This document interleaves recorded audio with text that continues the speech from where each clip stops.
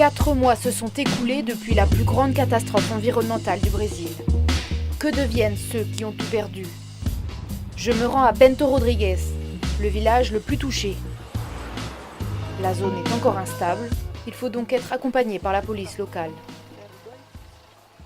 Oui, ce contrôle, c'est pour une question de sécurité. Aujourd'hui, rares sont les personnes autorisées à s'y rendre. Devant nous, ou au bout de la route, c'est un spectacle de désolation. Une centaine de maisons, comme englouties sous un tsunami de boue. Pour comprendre ce qu'il s'est passé, il faut se rappeler les images du 5 novembre dernier. Ce jour-là, pour une raison encore inexpliquée, un barrage d'une mine de fer situé en amont de la vallée cède, libérant des milliers de mètres cubes de déchets miniers. 19 personnes sont tuées. L'écosystème local, le fleuve, l'agriculture, tout est dévasté sur des centaines de kilomètres jusqu'à l'océan Atlantique. Un véritable Fukushima brésilien. C'est la première fois que Marinalva revient au village depuis le drame. Elle est accompagnée par sa belle-sœur Keila. Toutes les deux ont grandi ici. C'est là que se trouvait votre maison?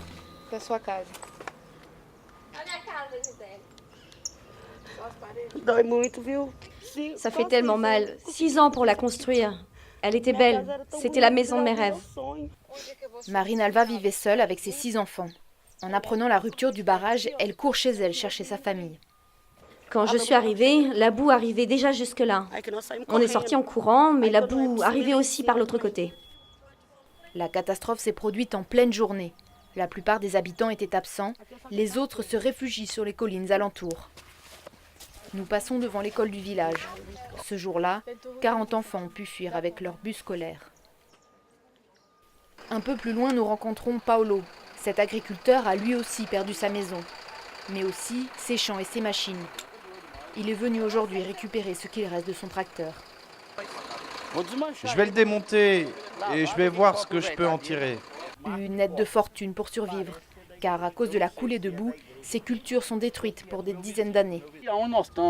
Là où on est, j'avais pas moins de 1500 bananiers, 300 mandariniers et 300 orangers. C'était mon gagne-pain. Pour les 600 habitants de Bento Rodrigues, le nom du coupable est tout désigné. C'est Samarco, l'entreprise propriétaire du barrage et de la mine de fer. Cette société appartient à 2 géants miniers, les poids lourds mondiaux du secteur, qui brassent des milliards de chiffres d'affaires. Vous saviez que le barrage avait des risques de se rompre et qu'il y avait un risque ici?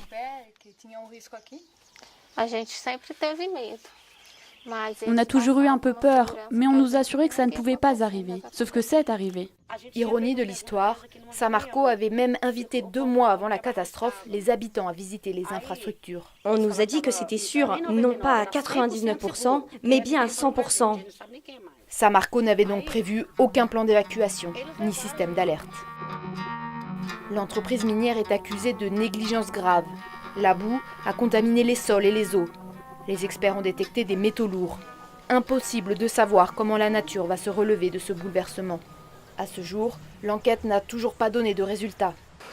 De son côté, Samarco fait tout pour minimiser ses responsabilités. Depuis quelques semaines, l'entreprise s'offre même des spots de publicité à la télévision. Elle y vante sa bonne conduite, allant même jusqu'à montrer que l'eau de la région est tout à fait potable. Cette coûteuse campagne fait grincer des dents au Brésil. Et cette communication bien rodée, je vais en avoir un aperçu dès le lendemain. Samarco a accepté de me répondre, mais à certaines conditions. Question envoyée à l'avance et pas moins de 4 personnes de la communication pour m'accompagner. Moi, je suis l'une des porte-paroles de Samarco. Je vais voir ensuite que les rencontres sont soigneusement choisies et préparées en amont. On ne m'emmène bien sûr pas à Bento Rodrigues ni rencontrer Paolo, le fermier de la veille, mais chez cet agriculteur. Seuls ses pâturages ont été inondés par la boue. Il ne semble pas très en colère. Il faut dire que Samarco lui donne des rations gratuites pour ses bêtes. Ce qu'il s'est passé, personne ne l'a voulu. C'était un accident.